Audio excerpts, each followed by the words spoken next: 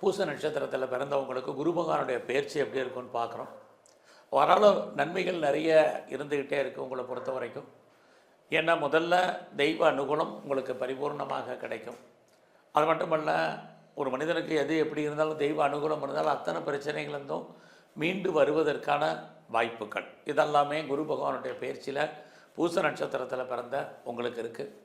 இறை அருள் ரொம்ப முக்கியம்.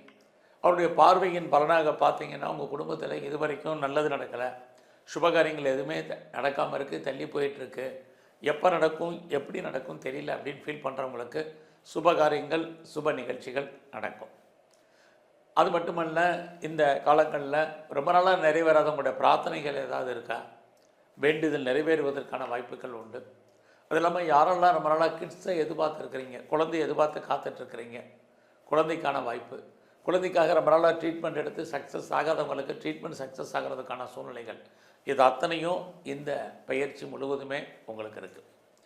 அது மட்டுமல்ல, இந்த காலங்களில் எதிர்பாராத விதமாக அடிக்கடி கோயிலுக்கு போகிறதுக்கு, தெய்வ தரிசனம் பண்ணுறதுக்கு, ஆலய தரிசனம் பண்ணுறதுக்கு வாய்ப்புகள் நிறையா இருக்குது.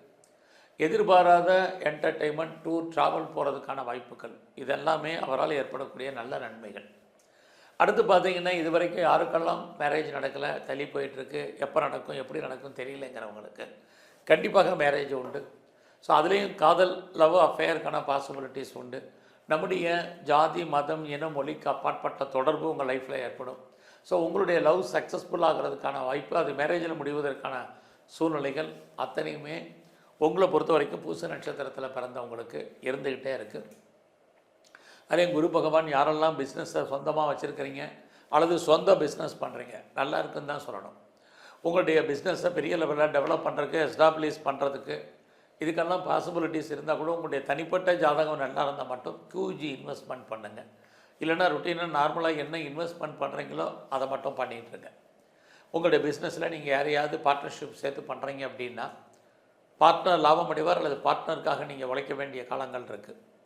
ஸோ உங்களை பொறுத்த வரைக்கும் பெரிய லெவலில் யாரெல்லாம் எக்ஸ்போர்ட் பண்ணுறீங்க, இம்போர்ட் பண்ணுறீங்க, உங்களுடைய ஏற்றுமதி இறக்குமதி உங்களுக்கு ஏதோ ஒரு விதத்தில் கை கொடுப்பதற்கான வாய்ப்புகள் நல்லாவே இருக்குது.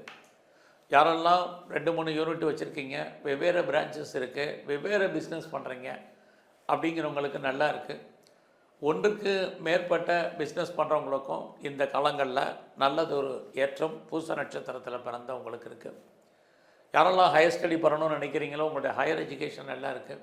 ஹையர் எஜுகேஷனுக்காக யாரெல்லாம் அதர் ஸ்டேட்டோ அதர் கண்ட்ரியோ அப்ராடோ போகணும்னு ஆசைப்படுறவங்களுக்கு அதுக்கான வாய்ப்பு நிறையவே இருக்குது.